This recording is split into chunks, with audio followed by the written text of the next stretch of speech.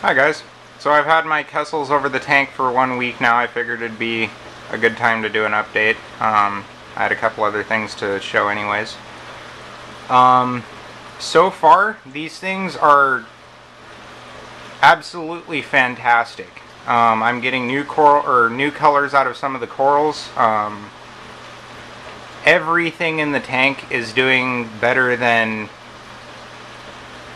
it has done in a long time. The only thing that is worrying me a little bit is my clam has one part on its mantle that's starting to kind of lose color. I don't know if that's the lights or not, but that's the only problem that I've noticed so far. I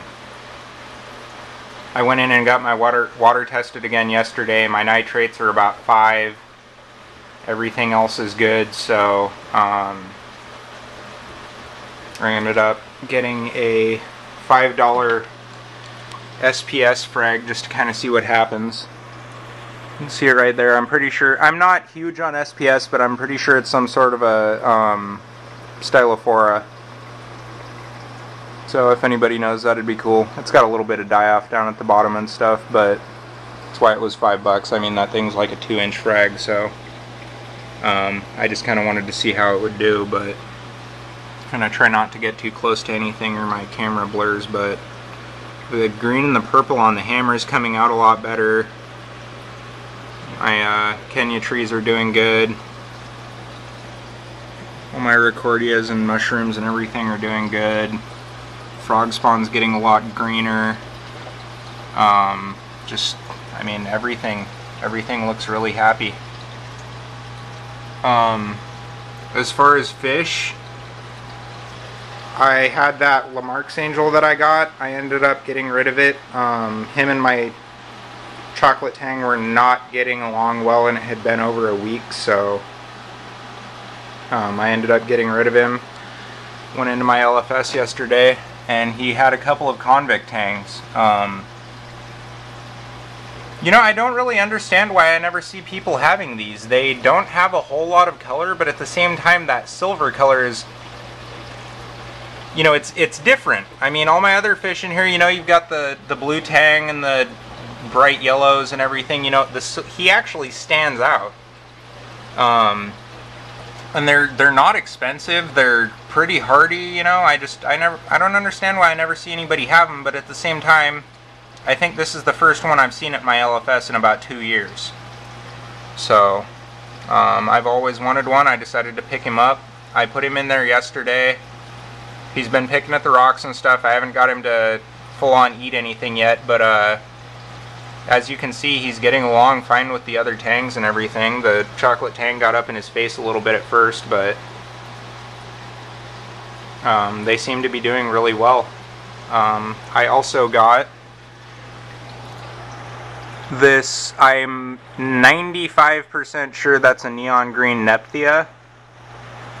It's still trying to, you know, get itself stuck to the rock. I've only had it for a few days and stuff, so it's not open all the way, but I had a buddy just give that to me. He has one that's like 14 inches tall, and he had cut these two limbs off because they were touching his rose bubble and his pallies.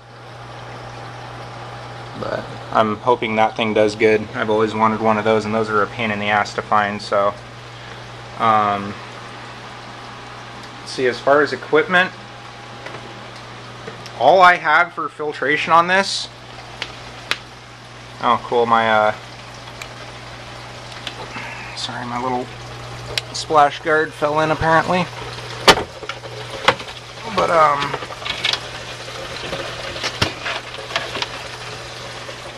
all I have for filtration on this tank is my drain goes down into a media bag because I got sick of cleaning the filter sock like every other day. That's enough to catch food and stuff, so clean that out. My bag of Phosphorb is just sitting in there right now. And then my protein skimmer. And that is literally everything I have for filtration on this tank right now. As you can see, the skimmer doesn't do too bad of a job. That's about 2 days, so it works. It would work a lot better if I didn't have a completely open sump so my water level keeps changing. What I'm going to do is, I kind of decided this yesterday. This is my old 38. I'm going to go in there and I'm going to cut out the overflow box and cap off the bulkheads in there. And then since it's the same distance front to back as a 20 long, I'm going to go down here and cut my baffles out of my 20 long and just glue them into here and use this as the sump for the 75. I figure I'm gonna do it simple. You know, if anybody has any ideas, by all means let me know. But I'm gonna have it drain in over here, and then I think I'm just gonna leave this whole first chamber just open. You know, it's gonna drain in here. I'm gonna set the skimmer and stuff in here. I'll have a baffle and have like a refugium area, and then I figure I'll have one baffle come up from the bottom and then have another one over here that'll go down to like right here, you know, kind of for a bubble trap. And then I might make like a tray out of egg crate or something to set in between them to put, you know, a bag of carbon or something in there and have my return area over here. So that's kind of the plan so far. I'm also debating whether or not I am going to have a refugium, but I think I might end up just putting like a deep sand bed and some rubble or something like that in there, and then I'm thinking about building my own algae scrubber to set on top of the tank, and it'll just pull water out of the refugium and dump it back in that way. I was thinking about doing Chaeto and algae scrubber, but I figure if the algae scrubber works the way that it should, it's probably going to outcompete the Chaeto and kill it off anyways, so I don't really see the point in bothering with it, but that'll be an experiment. So, but yeah, I don't know. Let me know what you guys think. Have a good one.